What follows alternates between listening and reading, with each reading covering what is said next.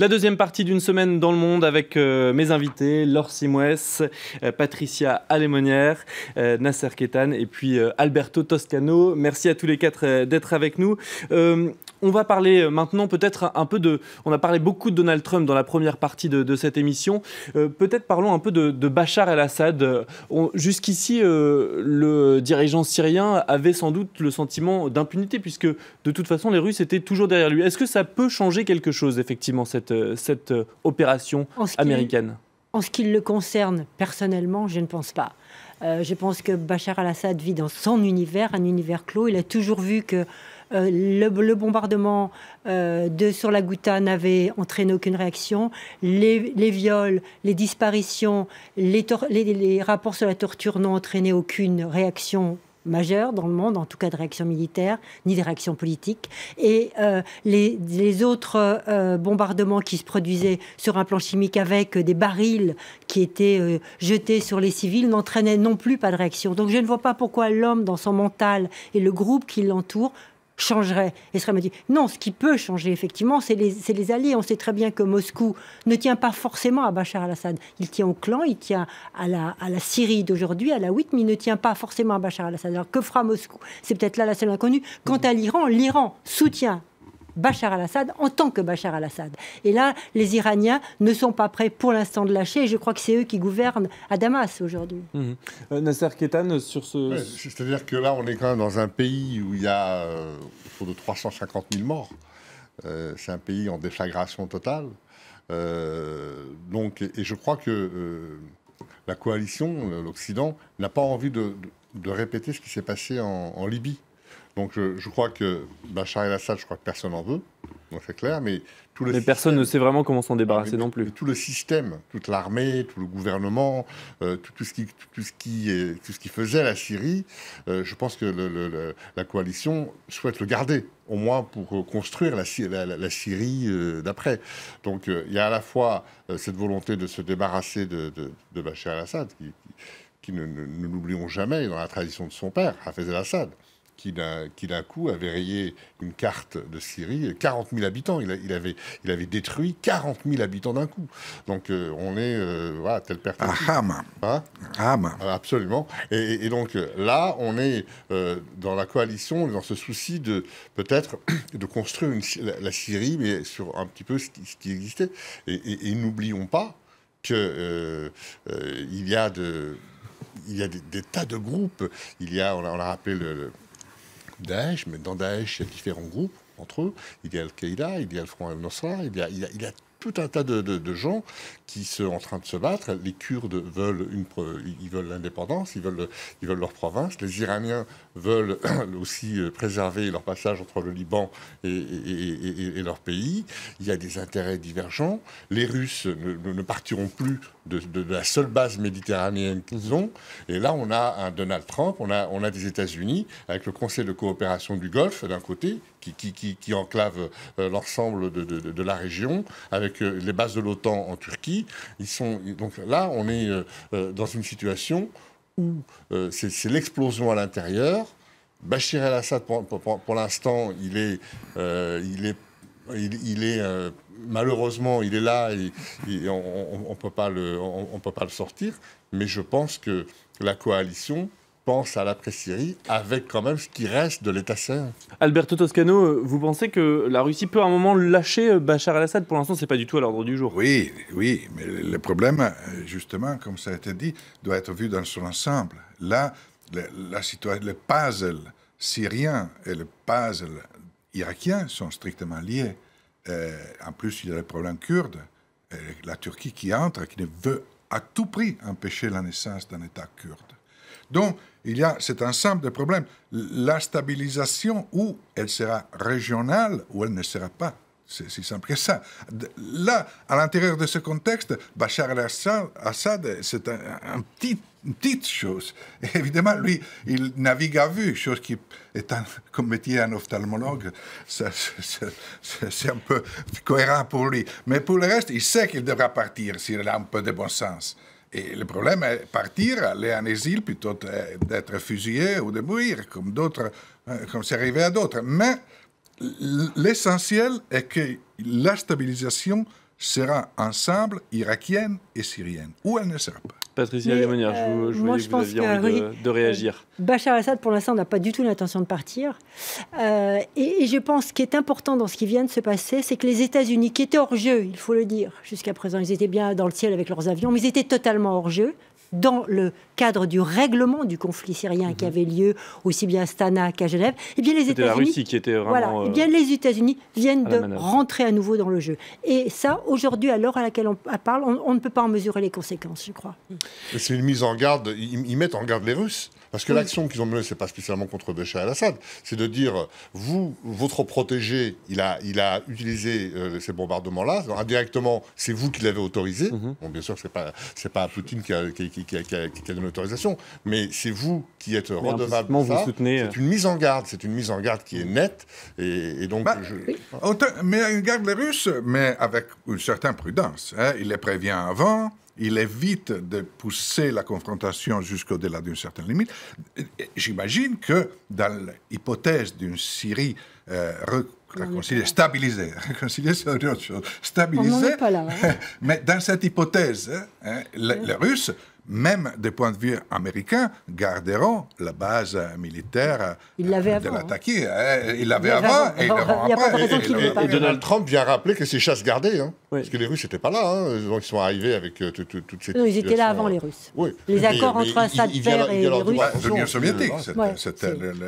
Laure Simoes, je pense que vous vouliez nous montrer quelques dessins sur Bachar el-Assad. Sur Bachar el-Assad, parce que c'est vraiment un personnage qui a toujours, auprès des dessinateurs, suscité des réactions très vive. Le boucher, on peut imaginer, enfin les dessins ensanglantés sur Bachar el-Assad ont été nombreux. Là, on a ce dessin de Bob Katzenelson, voilà, justement sur cette espèce d'impunité et de cynisme d'un dictateur qui est capable quand même d'attaquer à l'arme chimique son propre peuple, parce que même si c'est pas complètement vérifié, c'est pas quand même la première fois. Il y a eu des précédents sur lesquels il y a eu des vraies enquêtes. Donc on est quand même en droit de penser que. Et puis cet autre dessin de Ed Hall, dessinateur américain pour Kaggle Cartoons, là aussi le signe de l'infini, et on voit ce portrait assez diabolique face à ces enfants victimes, dont on ne peut plus voir les images. Cet autre dessin de Joep Bertrams, dessinateur des Pays-Bas. Il a toujours des dessins coup de poing. Le titre de ce dessin, c'est Pour parler. Et on voit effectivement que le masque de Bachar el-Assad est alimenté par le gaz russe, et que du coup, les pourparlers se transforment en empoisonnement. Et puis cet autre dessin de Patrick Chapat, dessinateur suisse pour Le Temps.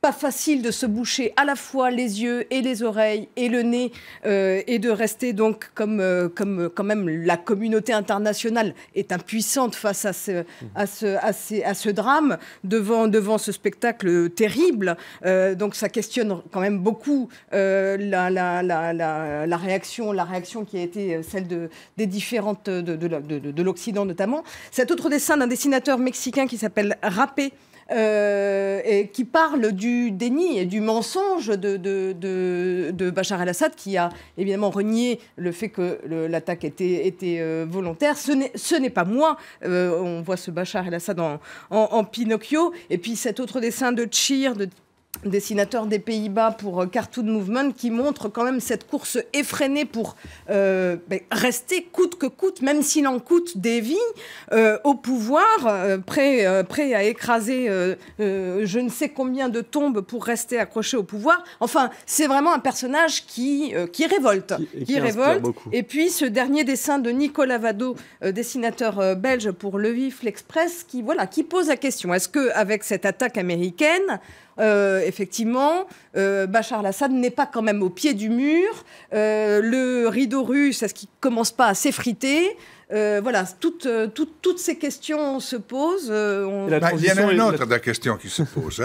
L'absence dans tout ça de terroristes, de super-terroristes, de l'extrémisme islamique. De l'organisation islamique. Mais peut-être, juste pour rebondir sur ce rideau russe que l'on voit se déchirer sur ce dessin, Vladimir Poutine, là-dedans, pour pourquoi est-ce qu'il tient coûte que coûte sa position de tenir ce soutien à Bachar el-Assad? Il y a un moment où il pourrait aussi faire davantage pression pour que ces armes ne soient pas utilisées. Il sait que ça indigne la communauté internationale, Vladimir Poutine. Mais je pense qu'il a été chaque fois très embêté lors des dernières enquêtes qui ont lieu. Vladimir Poutine, effectivement, était très embêté par l'utilisation du chimique. Mais l'homme n'est pas prêt pour l'instant. Il n'a pas de solution de rechange. Tout le monde le dit. Poutine a dit, ou c'est l'équipe qui est autour de lui, a dit aux diplomates étrangers, occidentaux, je ne suis pas favorable forcément au maintien de Bachar el-Assad. Mais il n'a pas d'autre solution. Il n'a pas d'autre solution, lui, Vladimir Poutine, pour garder et ses bases et garder aussi la maîtrise et la mainmise qu'il a mis sur cette partie du monde. Parce qu'aujourd'hui, Vladimir Poutine s'est instauré finalement un peu le gendarme du monde, mais surtout un peu le gendarme de cette région. C'est un vrai retour en force de la Russie. Il n'a pas l'intention de capituler et de perdre, et il n'a pas donc de solution de rechange pour l'instant. Je dis bien pour l'instant. On a quand même l'impression qu'on assiste à la fois au côté américain Donald Trump et côté russe Vladimir Poutine à un combat de deux mâles dominants là, qui ont besoin d'imposer leur vue et de montrer les muscles dans cette affaire. Oui, mais c'est à l'image de ce qui se passe depuis des décennies, depuis la colonisation et après les différentes indépendances. La colonisation a été un tremblement de terre. Les différentes indépendances ont donné naissance à des dictateurs, avec tout un tas de mouvements de contestation qui sont autant de secousses tectoniques, de répliques de ce tremblement de terre. Il y a eu l'échec massif de cette idéologie du parti Baas, diligenté par Michel Aflaq au Liban, qui est parti en Irak, en Syrie, etc., pour construire une conscience nationale et qui aujourd'hui échoue parce que on parle des Occidentaux qui jouent au domino, mais il y a aussi un peuple, on en a parlé tout à l'heure, on dit son peuple, mais ce sont, à Damas, Bachar el-Assad, ce sont les Alaouites, c'est une branche du chiisme, il y a les Ismaélites, il y a différentes branches de chiites, il y a des sunnites, il y a des druzes. Donc comment construire aussi ce socle national? Où est ce peuple? Et on ne peut pas faire sans ce peuple. Donc il y a une minorité qui dirige. Et en même temps, aujourd'hui, on a l'impression que le peuple syrien, il n'est plus audible, si ce n'est via la voix de Bachar el-Assad, qui n'est qu'une voix. À restaurer. Il y a quand même un socle démocratique à installer sur voilà. Et aujourd'hui, depuis un petit peu tout ce qu'on a connu avec Al-Qaïda et d'autres, c'est quand même la dimension djihadiste, la dimension, le califat et le djihad qui a pris part un peu dans tout ce monde-là. Et c'est pas facile. Donc ce sont des analyses et des règlements à plusieurs entrées. Il faut mettre tous ces éléments-là sur la table pour essayer d'avancer. Bien sûr, je veux dire, ils font joujou avec des armes de guerre. Et avec de nombreux acteurs en plus dans cette région. Voilà, il y a un peuple qui souffre et il y a des centaines de milliers de morts. Oui. Patricia Alemonière. Juste pour rebondir sur le peuple, vous avez tout à fait raison, il y a un peuple, mais ce qui me frappe beaucoup en ce moment, c'est que le peuple sunnite, dans toute cette région du Moyen-Orient, mis à part Al-Qaïda ou Daesh, n'est représenté par personne. Il n'y a aucune voix qui porte, aucun leader qui porte le désir ou la volonté ou l'espoir démocratique ou ce qu'on veut d'ailleurs, qui représente le peuple sunnite. C'est le vide des sunnites aujourd'hui. Et je pense que ça sera lourd de conséquences. Avec un gendarme pour l'Arabie Saoudite. L'Arabie Saoudite aujourd'hui... C'est un gendarme. Mais l'Arabie Saoudite aujourd'hui ne représente pas le peuple sunnite. Elle se tait, elle est absente. Il a applaudi des deux mains l'Arabie Saoudite. Il intervient au Yémen, il massacre aussi les populations. Donc l'Arabie Saoudite, je veux dire, elle est aussi omniprésente dans tous ces trucs. Et c'est vrai qu'il n'y a pas d'ouverture d'un champ qui pourrait permettre de stabiliser un peu toutes ces populations. Il n'y a pas de représentants. Ils ne sont pas représentés parce qu'ils ont été conditionnés par leur passé récent et par leur relation avec l'extrémisme terroriste islamiste, et qui, dans le monde sunnite, a eu un impact particulier. Et ça a joué aussi sur leurs problèmes. Et je suis d'accord avec vous, qu'ils ne sont pas représentés de façon réelle et efficace. Mais il y a une raison. Et aujourd'hui, du point de vue européen, je crois qu'il faut se poser une question très claire. Quel est le danger principal? À mon sens, le danger principal s'appelle Daesh, s'appelle l'armée islamique, s'appelle terrorisme de Daesh. Oui, mais vous ne pouvez pas assimiler le peuple sunnite ou les sunnismes avec l'extrémiste islamiste représenté par Daesh. Je dis, le peuple sunnite a été conditionné par cette expérience qui, à travers l'Arabie Saoudite et le Yémen, a amené à certains résultats, malheureusement. à une certaine dérive. Fin du premier point. Deuxième point, du point de vue européen, aujourd'hui, on doit savoir quel est le danger principal. Mais est-ce qu'il y a une vision de la Russie... Et ne pas oublier que le danger principal est Daesh. Est-ce qu'il y a une vision de la Russie sur l'avenir de la Syrie? Parce que ce sont eux qui mènent en ce moment les négociations, le peu de discussions qu'il y a entre le pouvoir et ce qu'il reste d'une opposition. Mais vers quelle vision de la Syrie poussent-ils les Russes? Est-ce qu'on le sait vraiment? Il pousse vers un renforcement du pouvoir de Bachar al-Assad avec une armée solide et une sécurisation complètement de la zone de la Syrie utile. Mais c'est encore tenable après autant de morts et de... Mais c'est ce que pensent les Russes, c'est-à-dire ce qu'ils appellent ça, voilà, c'est la stratégie du parking, c'est-à-dire qu'on détruit tout, on fait un parking, on met un gardien au parking et puis ça devrait marcher. En fait, c'est pas aussi simple, effectivement, parce qu'il va bien falloir intégrer ce fameux peuple sunnite qui représente près de 60% de la population syrienne, il ne faut pas l'oublier. Alors effectivement, il y en a 5 millions qui sont partis à l'extérieur, mais néanmoins, il va falloir l'intégrer. Et je pense que là, Vladimir Poutine, sur cette question-là, espérait qu'Astana marcherait un peu, et ça ne marche pas pour l'instant. Oui, et puis Vladimir Poutine est trop intelligent pour avoir une vision, une stratégie et dessiner un avenir à lui tout seul pour la Syrie. Il sait qu'il doit tenir compte du reste des Occidentaux. Il sait qu'il doit tenir compte des réalités locales iraniennes, kurdes, turques, etc. Donc il ne s'engagera pas tout seul. Donc il va faire, effectivement, il va dessiner un périmètre de sécurité à partir duquel il pourra avancer ses pions. Clair. Oui, et avoir un échange, la reconnaissance de la Crimée russe. Et lui, il veut marchander ce qui lui intéresse. Et ce qui lui intéresse va au-delà du Moyen-Orient. Est-ce que sur Vladimir Poutine, vous avez quelques dessins peut-être à nous montrer? Oui. Il a commencé par ce dessin d'Osama Hajjaj, dessinateur jordanien pour Kaggle Cartoons. Mais voilà, l'avenir de la Syrie se joue d'une certaine façon maintenant entre ces trois forces en présence. Bachar al-Assad, Poutine, Trump. Pas très rassurant quand même, hein, soit dit en passant, étant donné effectivement les personnalités.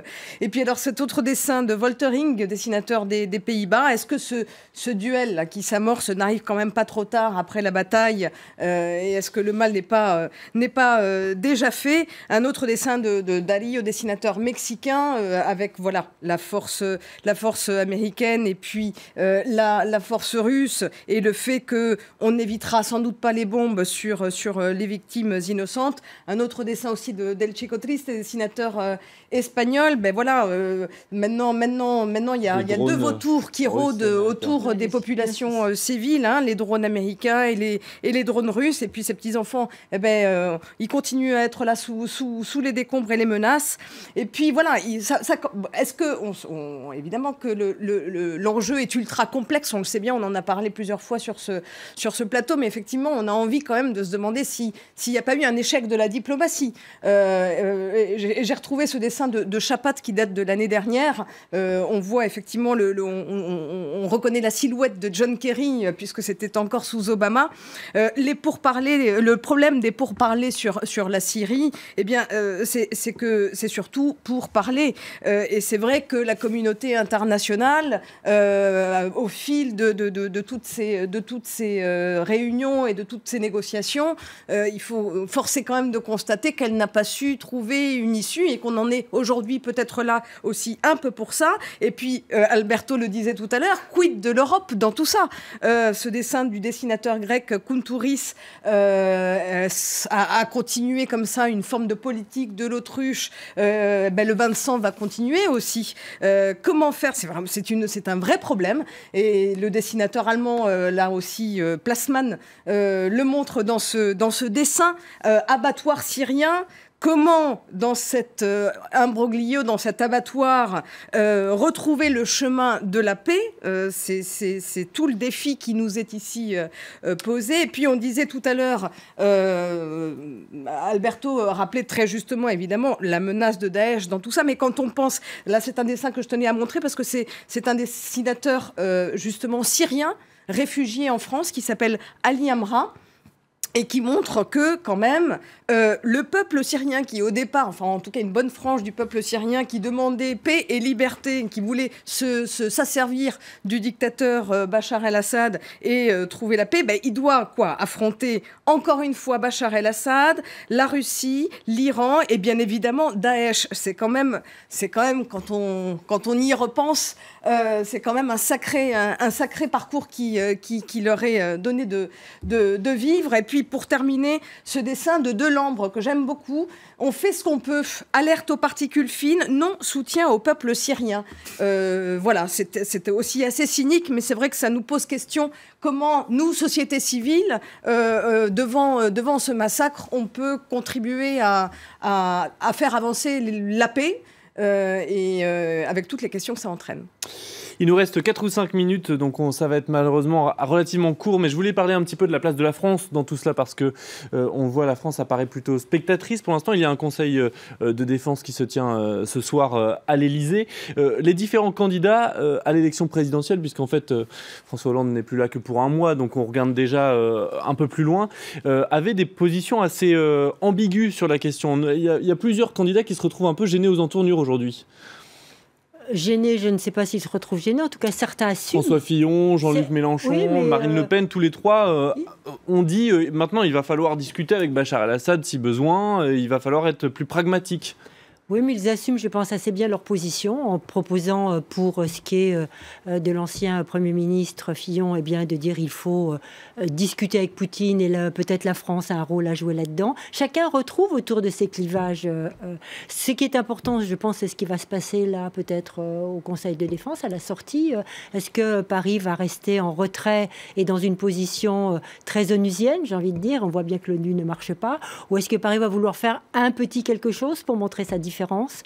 C'est toute la question. François Hollande, on le sait, a eu longtemps en travers de la gorge cet épisode de 2013 où il a demandé aux États-Unis d'intervenir ensemble contre Bachar el-Assad et où ça ne s'est pas fait parce que Obama l'a lâché au dernier moment. Aussi parce que les États-Unis... Obama l'avait lâché parce que la Chambre des Lords, oui, la Chambre des Lords n'avait pas voté. Et Obama, n'ayant pas l'allié britannique avec lui, a fait marche arrière. Parce que dans la démocratie, dans certaines démocraties, on a cette mauvaise habitude, parfois, pas toujours, d'écouter le Parlement. Mais pour répondre de mon côté à la question sur les présidentielles françaises et cette crise, la chose qui m'a frappé est ce qui s'est passé entre Hamon et Mélenchon. C'est-à-dire ce besoin de Hamon de se démarquer de Mélenchon, qui est son véritable concurrent pour au moins dépasser les 10%, on a vu Hamon en version, je ne dis pas pro-occidentale, c'est-à-dire qui cible les critiques de crimes contre l'humanité vers Assad, tandis que Mélenchon prend une position surtout anti-américaine. Donc, sur plusieurs sujets de cette campagne électorale. François Hollande. Mais jusqu'ici, effectivement, les questions internationales n'avaient pas fait irruption dans cette campagne. C'est la première fois que cela rentre en jeu et qu'on voit des lignes de fracture se faire. Effectivement, aujourd'hui, il y a quand même un certain nombre de candidats qui seraient prêts à une politique vraiment différente de celle qui a été tenue par François Hollande. De toute façon, nous sommes concernés. Je veux dire que, en tant que Français, avec tout ce qui se passe, aujourd'hui on l'a vu en Suède, avec les voitures à Nice, avec les attentats, etc., nous sommes concernés par le règlement de ces conflits au Proche-Orient, entre Israël et la Palestine, en Syrie, en Turquie, etc. Nous sommes concernés parce que, par effet boomerang, il y a des répercussions ici. Donc nous, on attend d'un futur président de la République qui s'engage sur la façon dont il veut que l'Europe soit présente. Et je veux dire qu'il faut une Europe de la défense, il faut un axe franco-allemand très fort, autour duquel on pourra s'organiser pour faire des propositions en direction, encore une fois, de la paix, parce qu'il en va de la sécurité des générations qui viennent. On ne peut pas, comme ça, constamment rester spectateur d'une situation qui va en explosant. Mais il y a des candidats qui ne croient pas à l'Europe. Et il y a beaucoup de candidats qui ne croient pas à l'Europe, effectivement, dans cette élection. Je vous l'avais dit, cette dernière partie serait très courte. On aurait aimé parler davantage de la place de la France dans ce conflit, mais on aura inévitablement l'occasion d'en reparler dans les jours, dans les semaines qui viennent. Merci infiniment, Patricia Alemonière, Alberto Toscano. Merci à Nasser Kettane et à Laure Simouès d'être venus ce soir dans la semaine dans le monde. On va marquer une pause, mais Paris Direct continue dans un instant.